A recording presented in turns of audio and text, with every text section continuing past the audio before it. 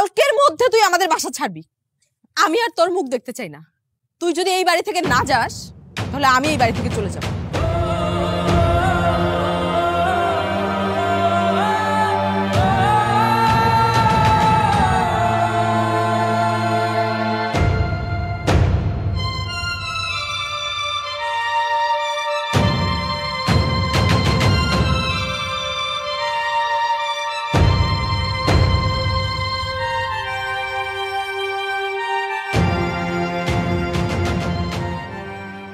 কি ব্যাপার আশিক, ভাত নাড়াচাড়া করছো, খাচ্ছ না? কি হয়েছে, মন খারাপ নাকি? হ্যাঁ না এমনি।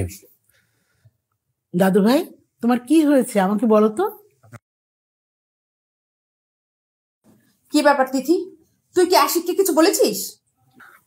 না মানে তিথি কিছু বলেনি, হঠাৎ মায়ের কথা মনে পড়ছে তো তাই একটু মনটা খারাপ। তাছাড়া এখানে তো অনেকদিন থাকলাম, এমনিতেও একটু বাড়িতে যেতে ইচ্ছে করতেছে, তাই আর কি। এইসব তুই কি বলছিস? আচ্ছা এক কাজ করি, তোর মাকে আমি ফোন দিয়ে এখানে আসতে বলি। না মামা, তার কোনো প্রয়োজন নেই।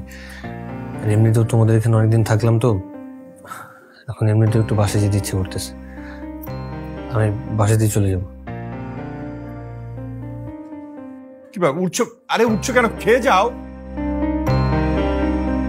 তোমার মেয়েকে জিজ্ঞেস করো, তোমার মেয়েকে জিজ্ঞেস করলেই সব জানতে পারবে। আশিক হচ্ছে আমাদের পরিবারের একজন, যখনই ও বাড়িতে আসে তখনই তোমার মেয়ে ওর সাথে ঝগড়া শুরু করে দেয়। তিথি, তুই কি আশিককে কিছু বলেছিস? তিথি তোকে আমি জিজ্ঞেস করছি, কিছু বলেছিস কি না?